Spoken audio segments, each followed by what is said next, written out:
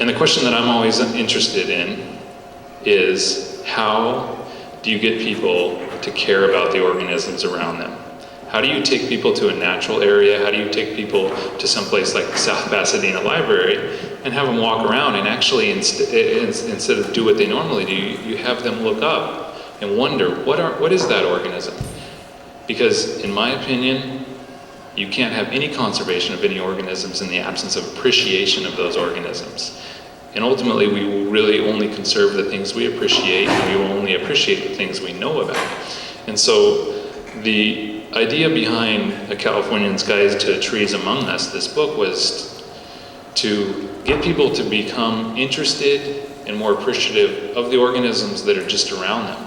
The organisms that are in the urban forest, the organisms that are street trees on their street, planted in their backyard. And if people begin to care and learn the stories about those, and you give those organisms a name to them, then ultimately that could be in some way a gateway drug to caring more about the natural world, to caring more about conservation and issues associated with conservation. And so that was the motivation behind A Californian's Guide to Trees Among Us, and there's the cover of the book there. And what it is, it's a book about urban trees and trees that you would find in urban areas. And this is in California. These are native trees in California as well as exotic trees in California. And they do a number of things for us. Not only do they make our cities beautiful and cooler and sequester carbon, but they also allow us to appreciate organisms right here on our street, and in some sense they're a gift for us to be able to look at things that we don't often get to see. And California is so incredibly diverse. Here's two pictures that I took just today of South Pasadena, just two sidewalks in South Pasadena, and you can see just there's some eucalyptus actually with the red bark there on the left, and these are jacarandas here and Mexican fan palms. In some sense, this forest that is around us is a conservatory for all the diversity that's around the world, and we can really appreciate it. And in some sense, that natural history, that idea of these organisms being interesting and they have names and stories associated with them, that is what the forest around us can really give us. And some of it's difficult to ignore at different times of year. Here's a photo I took of a pink trumpet tree in the Silver Lake area of Los Angeles. This is what that neighborhood looks like. That's sort of a hard neighborhood to walk through without paying attention to those trees, especially this time of year. And that's a natural history that's relatively hard to ignore. And so the way I began writing the book and what I did was I spent 4 years. Either riding my bike, walking, or driving around every city in Western California. I think I visited every city with a population of over about 40,000 and drove slowly through the streets. Botanists, right? We make the worst drivers because you drive like this.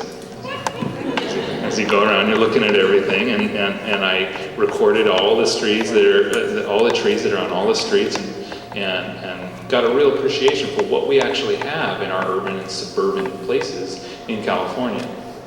And I agree with the retired urban forester from the town of Modesto when he said this. He said that without trees, a city is just a scab on the earth. And what he meant by that, in a relatively eloquent way of saying it, is that really it's the trees that are making our cities beautiful. It's the trees that are making the streets beautiful, the neighborhoods beautiful, and if you look at Los Angeles, this is this little scab on the earth here, and if you look at it, it's really a completely built environment.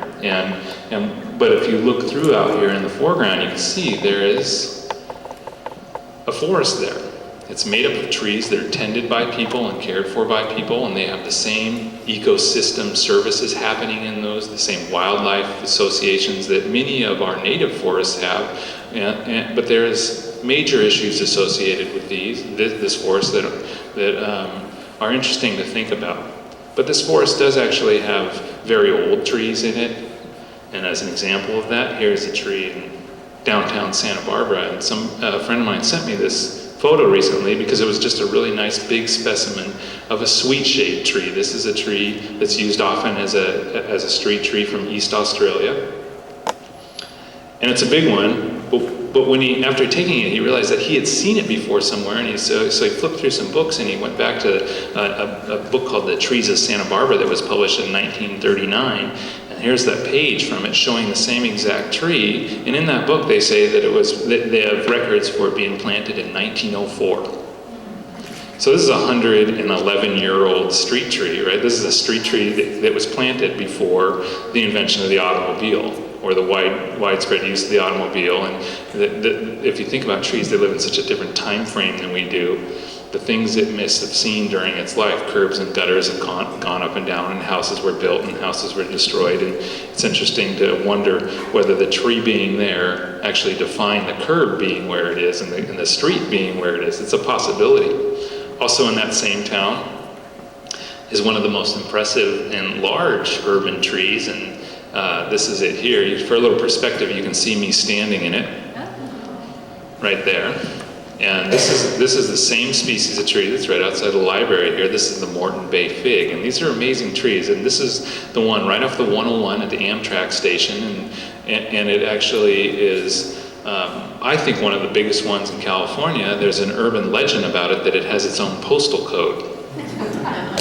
And people supposedly get their mail delivered there, and you can see it has these big buttressing roots, and right here you can see that there's actually an encampment there, and these buttressing roots are real common with this species. Here's the one right outside the library in a photo I took yesterday of the one outside the library.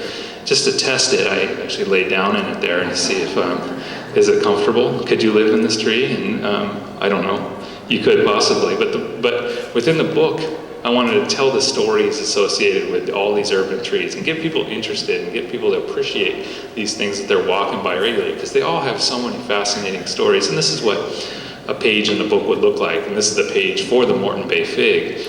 And on this page, it has a whole lot of information. I felt like every page on the book was a little book in and of itself, because every one begins with all the scientific names and the common names of the trees, as well as where the scientific name comes from, how to pronounce it, what family it's in, the breeding system associated with the tree, meaning does it have only male flowers or female flowers or both, what the ultimate form of the tree is going to look like and how tall it is and what its leaves are like and so on. And actually on the Moreton Bay fig page, I made a table here as well, which is California's notorious Moreton Bay figs, and has the location and the planting date of all those things, and so you could go around and visit every one of them in Southern California. And I think it'd be a fun couple-day trip to do so.